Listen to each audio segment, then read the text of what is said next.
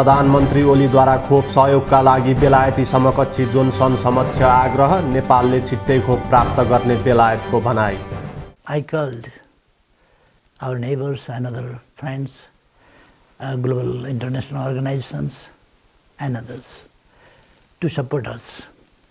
And we got support also from different governments and organizations, as well as non-residential Nepalese and others. But it's not enough. And we are trying to get more support, and particularly we want to buy vaccination now. We'll get the vaccine. We cannot imagine that we will not get vaccine, because that will be devastating. This cannot be a medium of earning for any company or the government. Yes, they can earn, of course, but the distribution should be justified. That every country, every company should realize that this is the achievement of entire humanity, and entire humanity gives the right to get this. This is not only the question of mercy, pity, etc., but this is the right of the people. नेपालमा एकै दिन 8,243 जना संक्रमण मुक्त, 5,042 संक्रमित थपिँदा 68 जनाले ज्यान गुमाए। विपदको सामना गर्न विपद जोखिम प्राधिकरणले थाल्यो पूर्व तयारी, उद्धारमा खटिने जनशक्तिलाई संक्रमण हुनबाट जोगाउन चुनौती। राष्ट्रिय विपद जोखिम न्यूनीकरण तथा व्यवस्थापन प्राधिकरणले यस वर्षको विपदको सामना गर्न पूर्व तयारी गरिरहेको बताएको छ। प्राधिकरणका कार्यकारी प्रमुख डाक्टर अनिल पोखरेलले यस वर्ष मनसुनको समयमा आइपर्ने विपदहरू, बाढी, पहिरोको घटनाको प्रतिक्रिया गर्नका लागि प्राधिकरणले केन्द्रदेखि स्थानीय तहसम्म छलफल सुरु गरेर तयारी थालेको बताए। कोभिड संक्रमणको जोखिम शहरबाट गाउँ गाउँ पुगेको अवस्थामा विपदको उद्धारमा खट्ने जनशक्तिलाई संक्रमण हुनबाट कसरी बचाउने भन्ने चुनौती रहेको प्रमुख पोखरेलले बताए। विपदमा उद्धार व्यवस्थापन गर्न पहिलो पक्ष स्थानीय सरकार भएकोले र अहिले स्थानीय सरकारले विपद पूर्वको काम गरिरहेको पनि प्रमुख पोखरेलले बताए। सरकारले विपदको समयमा खट्ने वर्गको पहिचान गरी खोप लगाउन सके काममा सहज हुने उनको भनाइ थियो। हामीहरूले यसको जुन रेस्पोन्डर्सहरू छन्, रेस्पोन्डर्सहरूलाई कसरी सुरक्षित राख्ने, यसको लागि चाहिने पिपिई, यसको चाहिने डिसइन्फेक्सन गर्ने प्रणालीहरू, त्यो प्रोटोकलहरू स्वास्थ्य मन्त्रालयले यो चिजलाई लिड गर्नुहुन्छ र उहाँहरूले सुरक्षाका हाम्रा सबै तीनटै एजेन्सिजहरूलाई उहाँहरूलाई यो प्रोटोकल, यो गाइडलाइन फलो गरेर हामीले गरौँ र यो सँगसँगै हामीहरूले नेपाल रेड क्रसका भोलिन्टियर्सहरू जुनहरू छन् उहाँहरूलाई समेत यो प्रोटोकलको बारेमा हामी जानकारी गराएका थियौँ।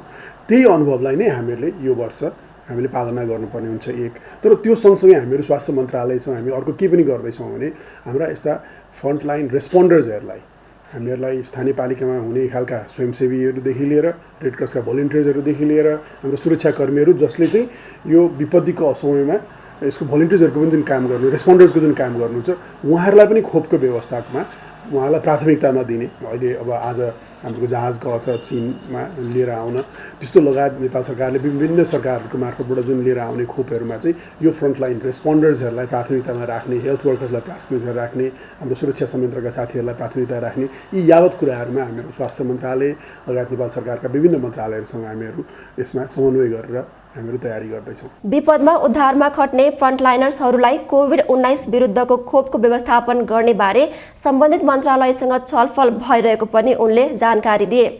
यसलाई चाहिँ स्वास्थ्य मन्त्रालयले लिड गर्नुहुन्छ।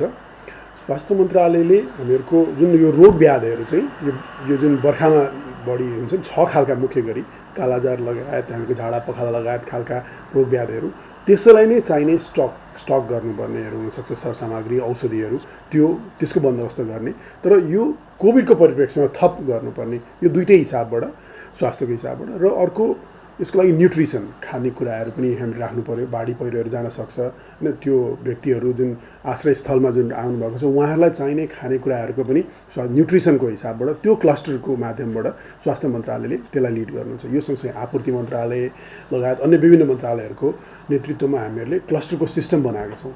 9 वटा क्लस्टरका लिडहरू छन्, जस्तो स्वास्थ्यको चिज स्वास्थ्य मन्त्रालयले लिड गर्नुहुन्छ, यसको लजिस्टिक्सको यसको चाहिने सरसामग्री उपकरणहरू हामीहरूको गृह मन्त्रालयले त्यसलाई लिड गर्ने, यसलाई कोलिड गर्ने युएनका एजेन्सिजहरू हामीले राखेका छौँ। यसको काम कर्तव्य स्पष्ट छ।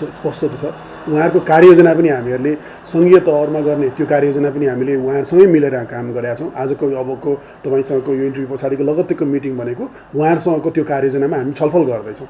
यस वर्ष विपदका घटना बढ्न सक्ने सम्भावना रहेको भन्दै उनले जोखिम कम गर्ने सम्बन्धमा पूर्व तयारी थाल्न पनि सबैको ध्यानकर्षण गराएका छन्।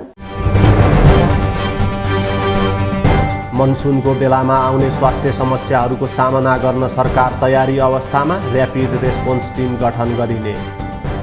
स्वास्थ्य तथा जनसङ्ख्या मन्त्रालयले मनसुनको बेलामा आउने स्वास्थ्य समस्याहरूको सामना गर्न तयारी अवस्थामा रहेको जनाएको छ। विपत्तिको बेलामा आइपर्ने विभिन्न स्वास्थ्य समस्याको उपचार गर्न स्वास्थ्य मन्त्रालय तयारी अवस्थामा रहेको मन्त्रालयका प्रवक्ता तथा एपिडेमियोलोजी तथा रोग नियन्त्रण महाशाखाका निर्देशक डाक्टर कृष्ण प्रसाद पौडेलले बताए। वर्षायाममा डेङ्गु, मलेरिया, झाडापखाला, ज्वरो लगायतको स्वास्थ्य समस्या आउने भन्दै उनले ती समस्या समाधानका निम्ति स्वास्थ्य मन्त्रालय तयारी अवस्थामा रहेको बताए। विपदबाट तुरुन्त उद्धार गर्नका लागि प्रत्येक स्थानीय तहमा र्यापिड रेस्पोन्स टिम गठन गर्नका लागि स्वास्थ्य कर्मीलाई तालिम दिएर राखिएको पनि उनले जानकारी दिए। अहिले हामी मुख्य रूपमा कोभिड-19 को महामारीमै बढी ध्यान दिइरहेका छौँ, त्यो स्पष्ट छ, यहाँहरू सबैले बुझ्न सक्नुहुन्छ र अहिलेको तत्कालको आवश्यकता यो पनि हो। तर सँगसँगै हाम्रो देशमा हामी अन्य महामारीबाट पनि प्रोन छौँ, भइरहेका छन्।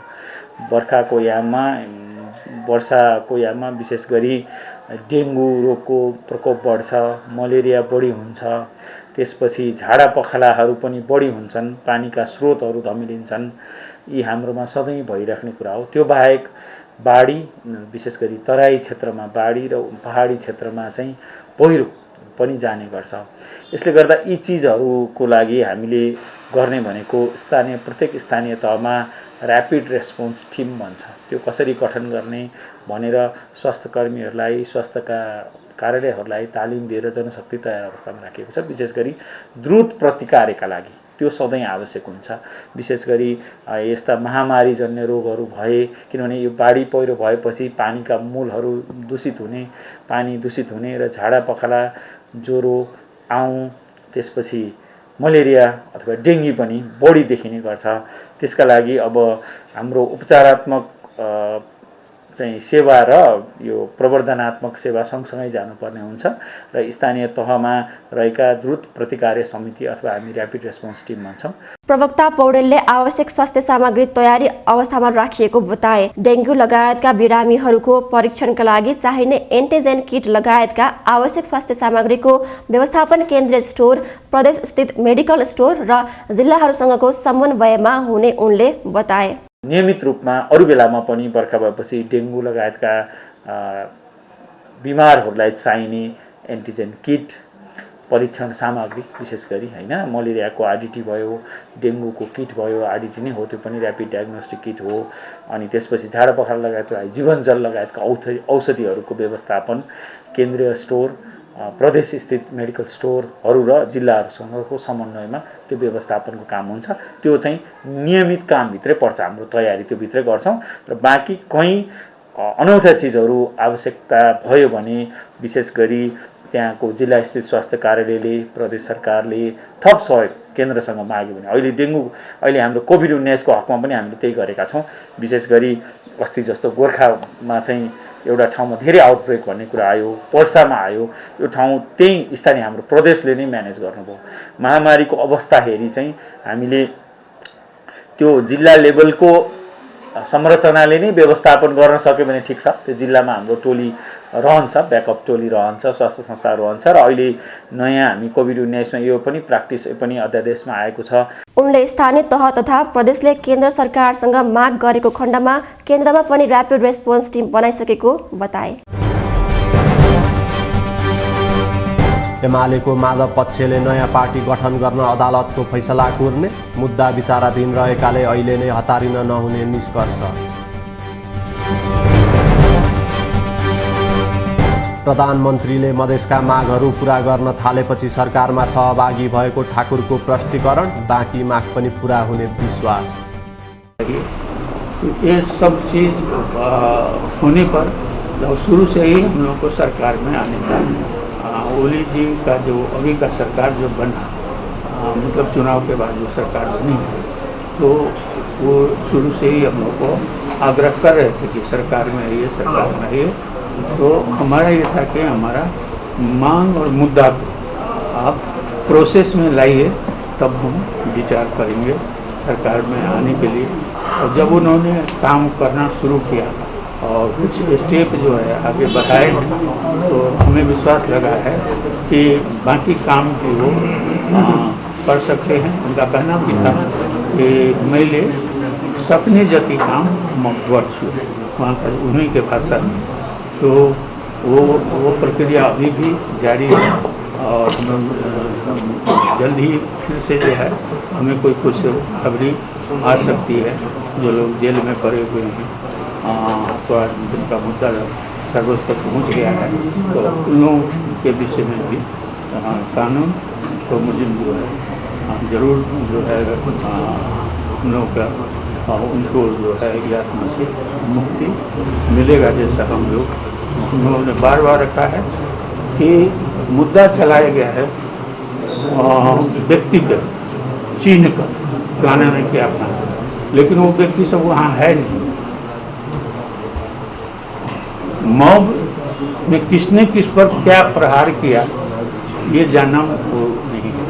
उन लोगों पर मुद्दा नहीं चला जो कि धरना पर बैठे हुए लोगों पर गोली चलाई है, उन लोगों पर कोई मुद्दा नहीं चला।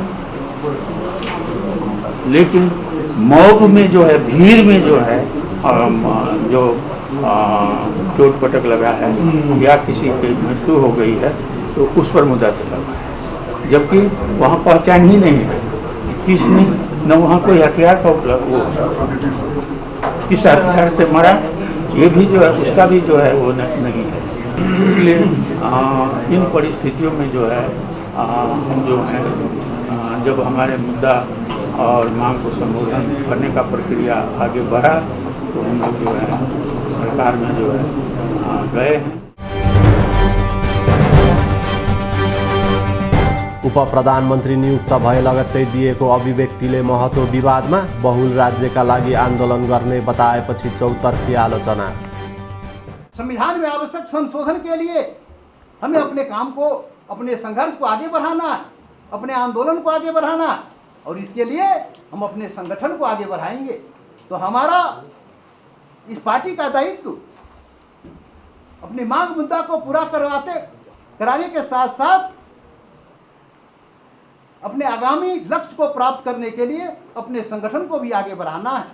अपने मूवमेंट, अपने मिशन के लिए, अपने पार्टी के संगठन के लिए और जो दायित्व मिला, जो सरकार की दायित्व है, जो जनता का सेवा करना है, अपने विभागीय जो दायित्व है उसको बखूबी पूरी सक्षमता के साथ, पूरी ईमानदारी के साथ वो भी हमें जनता का सेवा करना है। हमारी पार्टी के अंदर क्राइसिस चल रहा है, आप सबको पता है। वैधानिकता की बात है, वैधानिकता हम लेंगे, निर्वाचन आयोग से हम वैधानिकता लेंगे, है उसकी प्रक्रिया है, प्रक्रिया में हम प्रवेश करेंगे, प्रवेश हो भी चुका है। कि देश के अधिकांश rank and file, Janata Samajwadi party के अधिकांश रैंक एंड फाइल आपके साथ है, अधिकांश आपके साथ। समाजवादी पार्टी ने जनता का काम, मांग मुद्दा को आगे बढ़ाया है और बाकी मांग मुद्दा के लिए सरकार में जाना चाहिए और विज्ञान तो ठीक किया है, ये जनता कह रही है। यही एक हमारी पूंजी है, यही हमारी पूंजी है। पहाड़ में जनजातियों में तो मैं देख रहा हूँ, पहाड़ के जनजातियों में एक उभार है, पहाड़ के लोगों में एक उभार है आपके प्रति, क्योंकि मिशन यहाँ दिखता है, यहाँ मिशन दिखता है, इस मिशन यहाँ से पूरा हो सकता है। तो चौतरफी हिमाल पहाड़ तराई मधेश में भरोसा विश्वास यदि बढ़ा है तो महंत ठाकुर के नेतृत्व वाली जो पार्टी है जनता समाजवादी पार्टी, इस पार्टी के प्रति जरूरी है। ओलीको सत्ताप्रतिको आसक्तिलाई ठाकुर पक्षले अवसरको रूपमा उपयोग गरेको कङ्ग्रेसको टिप्पणी, संविधान मिचेर मन्त्रीमण्डल पुनर्गठन गरेको आरोप। नेपाली कांग्रेसका सहमहामन्त्री डाक्टर प्रकाश शरण महतले प्रधानमन्त्री केपी शर्मा ओलीको सत्ताप्रतिको आसक्तिलाई महन्त ठाकुर समूहले अवसरको रूपमा उपयोग गरेको टिप्पणी गरेका छन्। सहमहामन्त्री महतले सरकारमा मधेसी नेता जानु प्रधानमन्त्री ओली शक्तिमा जसरी पनि रहनुपर्छ भन्ने आसक्तिले काम गरेको बताए। पछिल्लो पटक काम चलाउ सरकारले मन्त्रीमण्डल पुनर्गठन गरेर संविधान कानून मिचेर म जे पनि गर्न सक्छु भन्ने घमण्ड देखाएको नेता महतले बताए। उहाँहरू वास्तवमा यो कोभिडको संक्रमणको व्यवस्थापन र रोकथाम र उपचारमा धेरै चाहिँ चिन्तित हुनुहुन्न। उहाँहरूलाई त के लागिरहेछ भने यो त उपयुक्त वातावरण उहाँको सत्ता लम्ब्याउने जुन चाहिँ मानसिकता छ, जसरी पनि सत्तामा बस्नुपर्छ, नो म्याटर यो चाहिँ संवैधानिक होस् नहोस्, कानुनी होस् नहोस्, सत्तामा बस्नुपर्छ र सत्तामा बस्दाखेरि जोसुकै जोसँग पनि जस्तो किसिमकै सम्झौता गर्न पनि सकिन्छ भन्ने मानसिकतामा यो सरकार चलेको छ र यसको चाहिँ उसले चाहिँ भरपुर उपयोग गरेको अवस्था छ। विपक्षीले चाहिँ यो विरोध नगरेको कारणले होइन कि यो अहिले जुन परिस्थिति जन्ने अवस्था छ त्यसले उहाँहरूले चाहिँ मद्दत गरिरहेको छ। हामीले त्यसो हुनाले यद्यपि हामीले अस्ति पनि यो 5 दलको चाहिँ एप्रोच के थियो भने राजनैतिक र संवैधानिक कानुनी बाटो हामी अख्तियार गर्छौँ, यसको विरोधमा भनेका थियौँ। कानुनी बाटोलाई हामीले सशक्त ढङ्गबाट चाहिँ अख्तियार गरेका छौँ, तर राजनैतिक प्रतिरोधको जहाँ सवाल छ त्यसमा चाहिँ अप्ठ्याराहरू छ, जुन कि यो कोभिड संक्रमणको कारणले चाहिँ अप्ठ्यारो छ, सडकमा निस्किन सक्ने अवस्था छैन। सहमहामन्त्री डाक्टर महतले मधेसका खास मुद्दालाई थाँती राखेर सरकारमा जाने मधेसी नेताको चरित्र अवसरवादी भएको आरोप पनि लगाए। कोरोना संक्रमणको जोखिममा आफू विरुद्ध सडकमा कोही आउन नसक्ने र विरोध हुने प्रतिनिधि सभा पनि विघटन गरेर राष्ट्रपतिको आडमा जे पनि गर्न सकिन्छ भन्दै प्रधानमन्त्रीले काम गरिरहेको उनले बताए। उहाँहरूको लागि यो सत्ता नै सम्पूर्ण कुरा हो र त्यसको लागि जे भन्न पनि सकिन्छ, जे गर्न पनि सकिन्छ भन्ने कुरा हो। अहिले नै जुन चाहिँ एलायन्स भएको छ उहाँहरूको चाहिँ 16-17 कति चाहिँ हिजोको, अहिले त त्यो पनि विघटित उहाँहरूले नै विघटन गरेको संसदको 16-17 जनामा त 10 जना त मन्त्री दिएको अवस्था छ भनेपछि त उहाँले चाहिँ सत्तामा टिक्नको लागि जे पनि गर्नु म चाहिँ हुनु पर्यो। त्यसमा चाहिँ देशलाई जे होस् जनतालाई जे होस् मतलब छैन भन्ने मानसिकतामा जानु भनेको अत्यन्त एउटा दुर्भाग्यपूर्ण परिस्थिति हो। मन्त्रीमण्डलमा को आउने त्यो चाहिँ त्यो ठुलो रूपमा चाहिँ हामीले लिएका थियौँ। यो सरकारले गर्ने नै हो आफू टिक्नको लागि। उहाँहरूले चाहिँ जे पनि गर्दै हुनुहुन्छ। अब एमाले भित्रकै जो असन्तुष्ट पक्षलाई पनि फेरि अब भोलि चाहिँ यिनीहरू पनि आवश्यकता पर्ने हो कि भनेर फेरि अरू किसिमको चाहिँ तुरुपहरू चाहिँ फाल्दै हुनुहुन्छ। उहाँहरूले सबै कुराहरू गर्नुहुन्छ, त्यो चाहिँ कुनै अप्रत्याशित यसमा केही पनि छैन। प्रधानमन्त्रीको असंवैधानिक कामलाई सर्वोच्चले खारेज गरेर विधि स्थापित गर्ने आफूहरूको विश्वास रहेको पनि नेता महतले बताए। ठाकुर पक्ष सरकारमा सहभागी भएसँगै प्रदेश 2 मा फेरबदलको खेल तीव्र, कांग्रेस र माओवादीलाई साथमा लिने उपेन्द्र यादवको रणनीति।